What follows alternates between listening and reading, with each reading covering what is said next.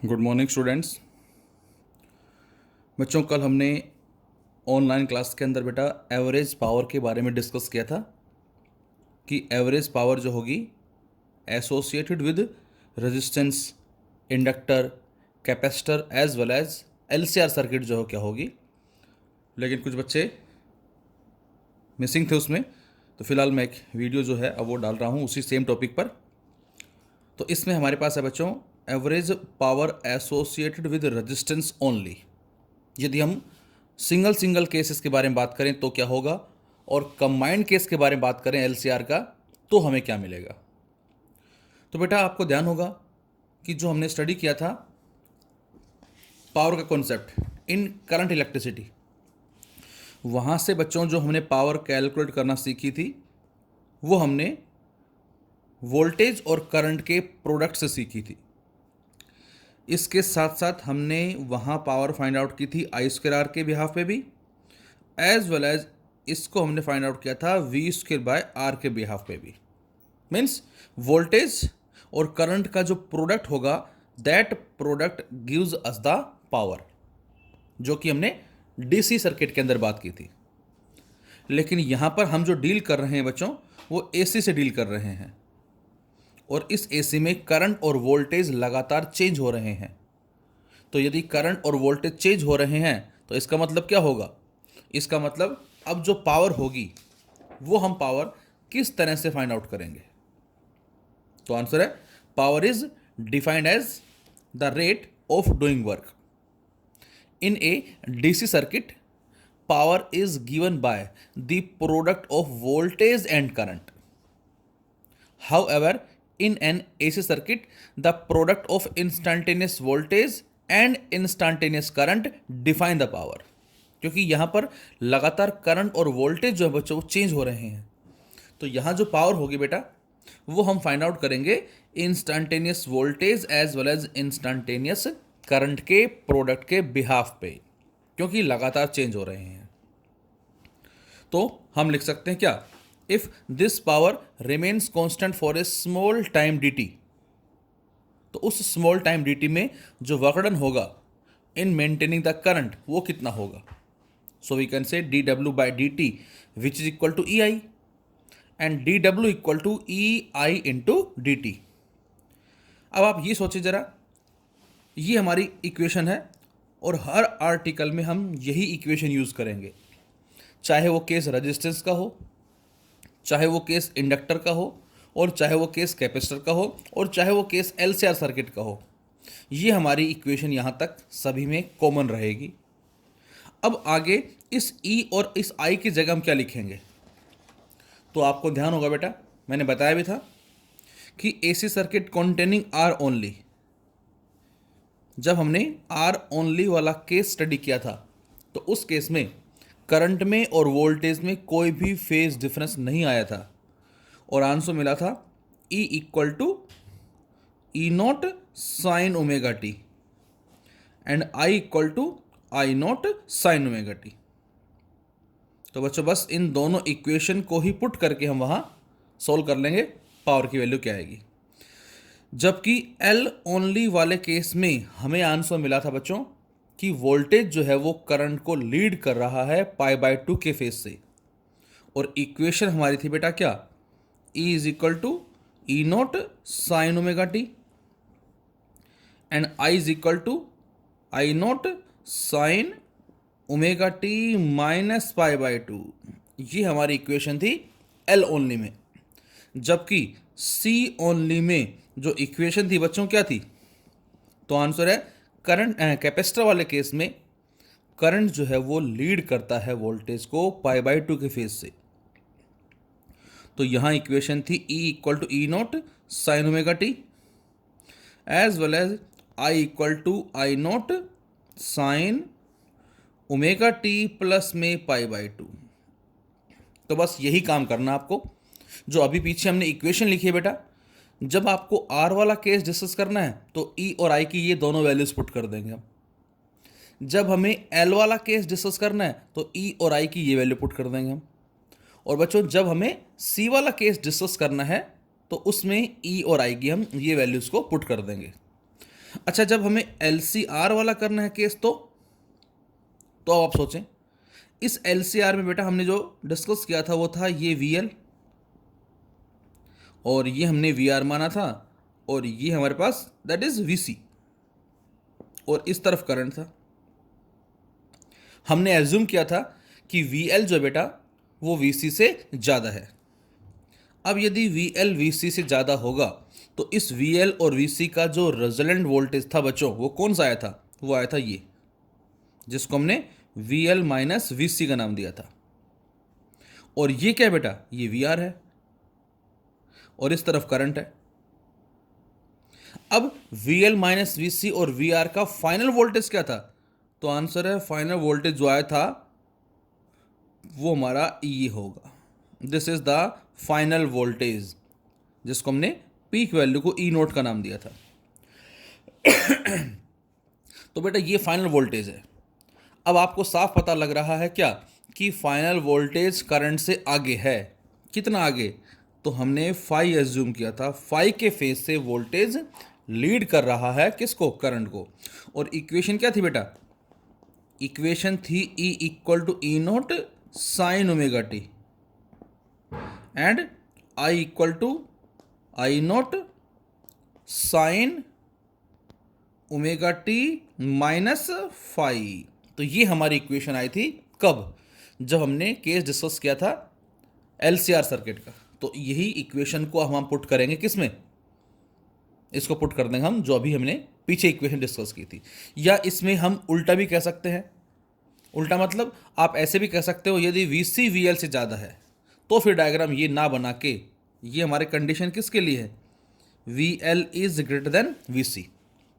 यदि हम condition opposite लेते हैं बेटा, हम ये मानते हैं कि VC जो है वो VL से ज़्यादा है, तो अब डायग्राम कुछ ऐसे बनेगा, ये VL, ये VC, ये VR और ये करंट। अब इस VL और इस VC का जो रिजल्टेंट होगा बच्चों क्या आएगा? वो नीचे की तरफ आ जाएगा, और कितना होगा? VC माइनस VL, और ये क्या होगा? दैट इज VR, और इस तरफ क्या है? करंट। और अब VR का और VC माइनस VL का बेटा ये क्या आ जाएगा? फाइनल वोल्टेज आ जाएगा, this is the final voltage. और इस बार करंट लीड कर रहा है वोल्टेज से, कितने फेज से? फाई के फेज से। तो इस बार इक्वेशन क्या होगी? वोल्टेज की तो same, E naught sine omega T, लेकिन करंट के लिए क्या लिखेंगे बेटा हम? I naught sine omega T plus phi लिखेंगे हम, क्योंकि इस बार करंट लीड कर रहा है। तो मे बी कोई भी आप ले सकते हैं, मे बी पॉजिटिव ले लें या नेगेटिव ले लें, जैसा भी आपको इजी लगे उसके बिहाफ पे आप सोल्व कर सकते हैं। बस यही याद रखना है कि R के केस में ये इक्वेशन यूज़ करेंगे E और I, L के केस में ये यूज़ करेंगे, C के केस में ये यूज़ करेंगे, और LCR केस में चाहे तो ये यूज़ कर लें और चाहे ये यूज़ कर लें, जो भी आपको इजी लगता है। आंसर दोनों से सेम मिलेगा। तो फर्स्ट हम डिस्कस कर रहे हैं बेटा R वाला केस। तो इसके लिए हम E की जगह रखेंगे E naught sine omega T, और बच्चों I की जगह रखेंगे I naught sine omega T.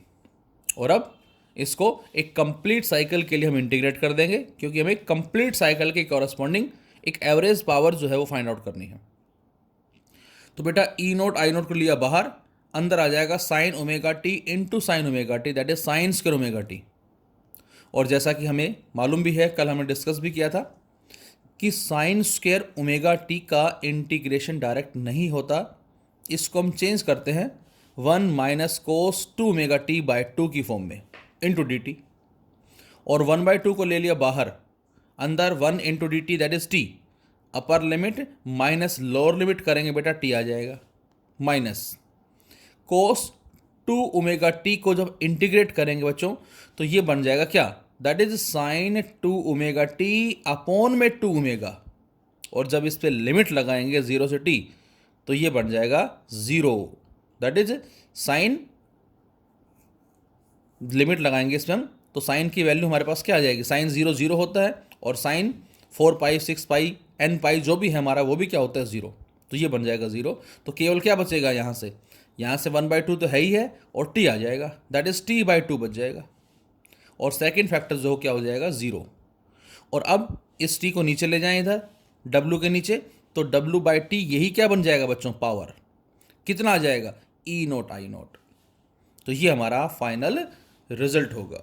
So this average power is E0I0/2, और वी कैन से इस 2 को √2 इंटू √2 लिखकर हम इस E0/√2 को E भी लिख सकते हैं और I0/√2 को I भी लिख सकते हैं।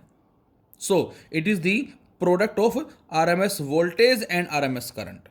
तो यहाँ जो पावर होगी बच्चों एक कंप्लीट साइकिल के लिए, जो एवरेज पावर होगी, वो हमारा आंसर होगा कि प्रोडक्ट होगा किसका, RMS voltage and RMS current. तो ये हमारा कहलाएगा क्या, average power associated with R only. अब यदि मैं आपसे कहूं कि हमें एक पावर कर्व जो है बेटा वो भी प्लॉट करना है, so this is a power curve. इस पावर कर्व में देख सकते हो आप क्या, कि जो P हमारे पास आया वो आया कितना, E0I0/2 के बराबर आया है। तो बच्चों यहां से सपोज इस वाली लाइन को मैं नाम देता हूं वोल्टेज का, जो आपको नजर आ रही है डार्क लाइन, और इसके नीचे डॉट वाली जो लाइन नजर आ रही है बेटा, इसको नाम देता हूं मैं किसका, करंट का, और दोनों एक साथ चल रही हैं। इसका मतलब क्या है, इनमें कोई भी फेज डिफरेंस नहीं है। तो अब आप सोचें कि हमारे पास जो पावर आएगी, क्योंकि EIP वर्सेस ω/T मैंने इस तरफ लिया, तो अब जो पावर होगी वो क्या होगी, तो आंसर है इस हाफ साइकिल के लिए करंट और वोल्टेज दोनों पॉजिटिव हैं, तो इसका मतलब E0I0/2 सोल्व करेंगे तो पावर पॉजिटिव आएगी कुछ इस तरफ। अब अगली साइकिल के लिए दोनों नेगेटिव हैं, ध्यान से, वोल्टेज भी नेगेटिव और करंट भी नेगेटिव, और हमें पता है जब नेगेटिव नेगेटिव को मल्टीप्लाई करते हैं बेटा तो वो पॉजिटिव आता है। तो इस केस में भी बच्चों पावर पॉजिटिव आएगी। तो इसका मतलब कहने का ये है कि पावर जो कर्व आएगा हमारा वो कुछ इस तरह से आता है, this is the power curve. ये हमें पावर कर्व जो है वो मिलता है इसके अंदर, ये इस बात का मीनिंग होगा यहां से। तो this is the power curve. तो ये हमारा कहलाता है average power associated with R only. अब यदि हम सेकंड केस बात करें बच्चों, average power associated with inductor only, तो बेटा अभी जो बताया था आपको कि यहां तक तो स्टेप सेम रहेगा, यहां तक, बस अब इंडक्टर के लिए E और I की वैल्यू क्या होगी इसको हम पुट कर देंगे। तो इंडक्टर के लिए बेटा E और I की वैल्यू क्या है, तो मैंने लिखा हुआ है इसके अंदर फिर से, E0 sin ω/t, और I की वैल्यू I0 sin ω/t -π/2, क्योंकि करंट जो है वो लैग्स बिहाइंड है वोल्टेज से बच्चों, कितने फेज से, π/2 के फेज से है, और इसको पुट कर दें हम यहाँ, तो E0 sin ω/t और I की जगह I0 sin ω/t -π/2। और अब इसको चाहें तो हम इंटरचेंज कर सकते हैं, मतलब π/2 -ω/t करके माइनस साइन बाहर लिख सकते हैं, और वो हमने कर दिया, और फिर बन जाएगा बच्चों ये क्या, that is sine π/2 -ω/t, that is cos ω/t बन जाएगा। बोलो, because sine 90 - theta equal to cos theta, तो इसको हमने cos ω/t लिख दिया और माइनस साइन बाहर लिख दिया, E0I0 0 से t limit sign ω/t cos ω/t। अब बच्चों आपको मालूम है कि इसका इंटीग्रेशन डायरेक्ट नहीं होता, तो हम क्या करते हैं, इसको बेटा 2 से डिवाइड करते हैं और 2 से मल्टीप्लाई करते हैं। So dividing and multiplying by 2, और जैसे ही 2 से डिवाइड 2 से मल्टीप्लाई करते हैं तो ऊपर आता है 2 sin ω/t cos ω/t, और ये बन जाता है किसका फॉर्मूला, sin 2 ω/t, इसका फॉर्मूला बन गया जो आपने मैथमेटिक्स में स्टडी किया है। और अब आप यदि sin 2 ω/t को इंटीग्रेट करेंगे बच्चों, तो ये आ जाएगा माइनस cos 2 ω/t अपॉन 2 ω, और जब उस पर लिमिट लगाएंगे बच्चों, तो लिमिट लगाने के बाद एक बन जाएगा cos आई थिंक 4π जो भी है, और माइनस cos 0, और दोनों की वैल्यू 1 होती है, सो 1 - 1 दैट इज 0। तो इसका इंटीग्रेशन जो आएगा लिमिट लगाने के बाद सोल्व करेंगे वो 0 आ जाएगा। सो p इक्वल टू 0, या इसको आप PL भी बोल सकते हैं, पहले वाले को आप PR भी बोल सकते हैं। तो यहाँ से हमें जो रिजल्ट मिलेगा बेटा वो क्या मिलेगा, दैट इज 0 मिलेगा। तो मैं आपसे कहूँ क्या कि इसका पावर कर्व जो होगा हमारा वो किस तरह से आएगा, तो इसका पावर कर्व कुछ ऐसा आएगा, इस तरह से जो आपको नज़र आ रहा है। इसमें वोल्टेज ये हो गया हमारा, करंट जो है वो ये हो गया जो कि π/2 के फेज से पीछे है। तो ये जो आपको शेडेड पोर्शन नज़र आ रहा है ये रिप्रेजेंट कर रहा है बच्चों पावर कर्व को। देख सकते हैं आप, पहले केस में पावर कैसी है, नेगेटिव, अगले केस में कैसी है, पॉजिटिव। पहले केस में नेगेटिव क्यों है बेटा, क्योंकि वोल्टेज तो पॉजिटिव है लेकिन करंट नेगेटिव है, तो उनका प्रोडक्ट क्या होगा, नेगेटिव होगा। नेक्स्ट, हाफ से हाफ साइकिल के लिए हमने कैलकुलेट की है। उसके बाद T/4 से 2T/4 के लिए हाफ की हाफ साइकिल के लिए क्या होगा, करंट भी पॉजिटिव, वोल्टेज भी पॉजिटिव, पावर पॉजिटिव। तो इस तरह से हमें पावर कर्व मिलता है, नेगेटिव पॉजिटिव नेगेटिव पॉजिटिव। और तो कंप्लीट साइकिल के लिए हमें आंसर क्या मिलेगा, 0 मिलेगा। ये इस बात का मतलब है। और थर्ड केस हमारा बच्चों, average power associated with capacitor only. अब अगेन वहां तक इक्वेशन फिर से सेम है, दोबारा से लिखना है की जरूरत नहीं है। और ई की जगह रखेंगे E nought sine omega T, लेकिन इस बार आई की जगह रखेंगे बेटा I note sine omega T plus π/2 into D T. और इसको बच्चों कर दे हम इंटीग्रेट, तो इस बार हमें जो आंसर मिलेगा बेटा वो मिलेगा E note I note sine omega T. अब sine π/2 plus theta that is plus cos theta हो जाएगा, क्योंकि सेकेंड क्वाड्रेंट में साइन की वैल्यू पॉजिटिव होती है। और फिर से बच्चों इसको हमने 2 से डिवाइड और 2 से मल्टीप्लाई कर दिया बेटा, अंदर क्या बन जाएगा, sine 2 T into D T. और अगेन जब इसको आप इंटीग्रेट करेंगे तो फिर से हमें आंसर क्या मिला, 0 मिला। तो इसका मतलब इस बार भी पावर जो हमारे पास वो क्या आ जाएगी, 0 हो जाएगी आंसर। ये इसका मतलब होगा। So what ever energy is needed in building up the voltage across the capacitor is returned back to the source during discharging of capacitor। ये कह रहा है कि whatever energy is needed in building up the voltage across the capacitor, capacitor के corresponding voltage को buildup करने के लिए, इंक्रीज करने के लिए जो एनर्जी हमें देनी पड़ेगी वो वापस हो जाती है सोर्स को, कब, जब वो डिस्चार्जिंग होता है कैपेसिटर। इस बात का मीनिंग क्या होगा बेटा, क्योंकि इस बात का मीनिंग है कि एसी के अंदर एक बार करंट इस तरफ आएगा जिससे ये प्लेट क्या बनेगी, पॉजिटिव, ये क्या बनेंगे, नेगेटिव। अगली हाफ साइकिल के लिए करंट यहाँ से आएगा, अब जो पॉजिटिव थी वो जो नेगेटिव हो तो पॉजिटिव हो जाएगी, और जो पॉजिटिव नेगेटिव मतलब डिस्चार्ज हो जाएगा।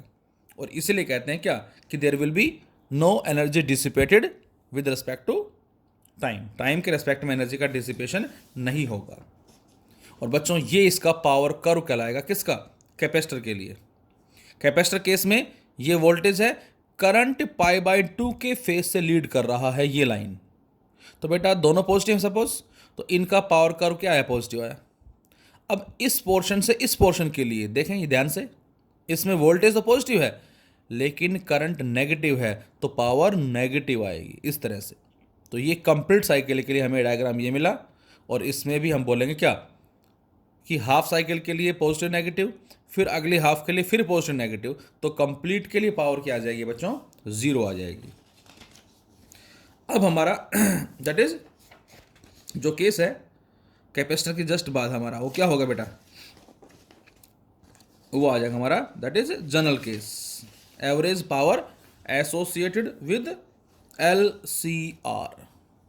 अब LCR केस के अंदर पावर जो है बच्चों वो कितनी होगी, तो इसके लिए वही सेम इक्वेशन वहाँ तक, dW equal to EI into dt। और अब उसके बाद हम E और I की वैल्यू को पुट कर देंगे बेटा। और LCR केस में E की इक्वेशन क्या होती है बच्चों, E naught sine omega T. और I की इक्वेशन क्या होती है बेटा, तो डिपेंड करता है कि VL VC से ज़्यादा है या VL VC से कम है। अभी जस्ट मैंने बताया, यदि आप लेके चल रहे हैं VL is greater than VC, तो उस केस में बच्चों फाई का फेज डिफरेंस आएगा, लेकिन वोल्टेज लीड करेगा करंट को, तो हमारी इक्वेशन होगी I not sine omega T minus phi. और यदि आप VC ग्रेटर देन VL लेके चल रहे हैं तो प्लस, या फिर आप प्लस माइनस दोनों भी लेके चल सकते हैं। So we can say dW equal to EI dt। So dW equal to E that is E naught sine omega T, I naught sine omega T minus phi into D T. और अब बच्चों हमने क्या किया, यहाँ पर formula apply कर दिया साइन ए माइनस बी का, that is sine A cos B minus cos A sine B. और जो बाहर टर्म हमने ली है बेटा E note I note sine omega T, ये इसको हम बारी बारी से दोनों के साथ मल्टीप्लाई कर दें और डी टी को भी मल्टीप्लाई कर दें। तो जब आप इस सारे फैक्टर को इससे मल्टीप्लाई करेंगे, देखो ई नोट आई नोट यहाँ है, साइन ओमेगा टी यहाँ, साइन ओमेगा टी यहाँ, तो ये बन जाएगा साइन स्क्वायर ओमेगा टी और साथ में कोस फाई और साथ में D T. So E note I note cos phi sine square omega T D T, zero से टी माइनस, अब E note I note sine omega T को इससे करेंगे बेटा, तो E note I note sine omega T cos omega T sine phi into D T आ जाएगा ये, और इसको लिया बाहर E note I note sine phi को sine omega T cos omega T into D T, और अब इसको इंटीग्रेट करें हम। और अभी अभी हमने पढ़ा कि साइन स्क्वायर ओमेगा टी का टी बाई टू होता है, डायरेक्ट आप लिख सकते हैं, लेकिन साइड में आपको बताना भी पड़ेगा।